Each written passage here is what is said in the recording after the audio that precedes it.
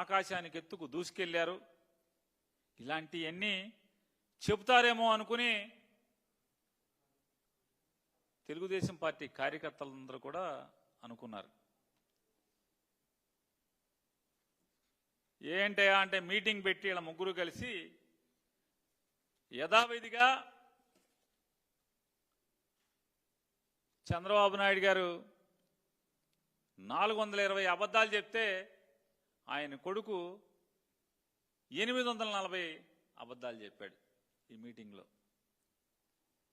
చంద్రబాబు నాయుడు గారు యథావిధిగా అలవాటు ప్రకారం 420 అబద్ధాలు చెప్తే కొడుకు లోకేష్ గారు 840 అబద్ధాలు చెప్పాడు. ఇంక మూడో ఆయన అయితే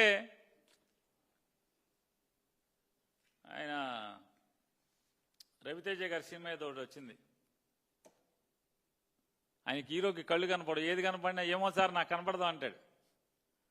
అట్టా పవన్ కళ్యాణ్ గారు ఏదైనా సరే ఏమో సార్ నాకు కనపడదు, అంతా జగన్మోహన్ రెడ్డి కనపడుతున్నాడంటే మీటింగ్ చెప్తాడు ఆయన. ఇలా ముగ్గురు కలిసి ఏంటయ్యా అంటే సొంత డబ్బా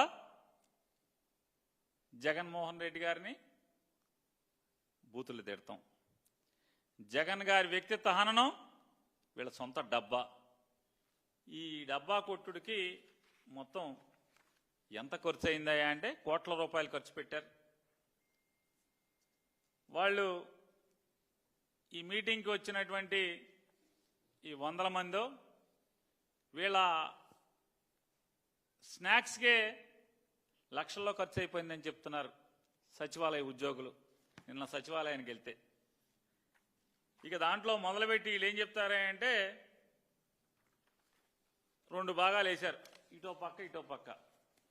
బోణి మొదలు పెడతాం. మొదటి పేజీ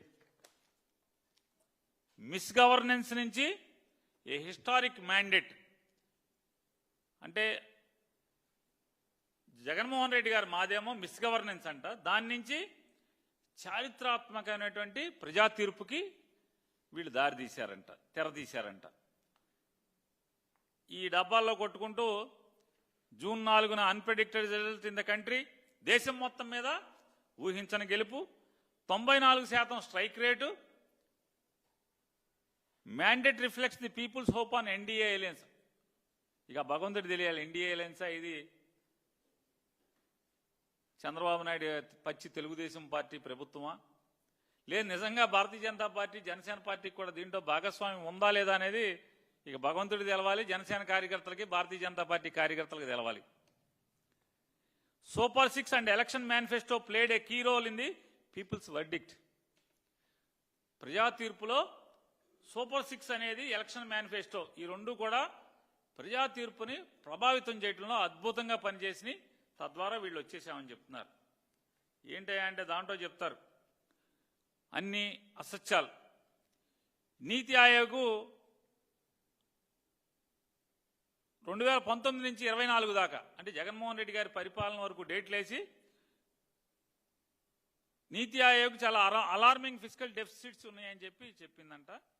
అలాగే 2022-23 స్కోర్డ్ 0 ఆన్ డెట్ సస్టైనబిలిటీ అంటే అప్పు తీసుకుంటాకి లేదా అప్పు వాయిదా చెల్లింపుకి కూడా స్తోమత లేని పరిస్థితిలోకి 2022-23లో వచ్చింది.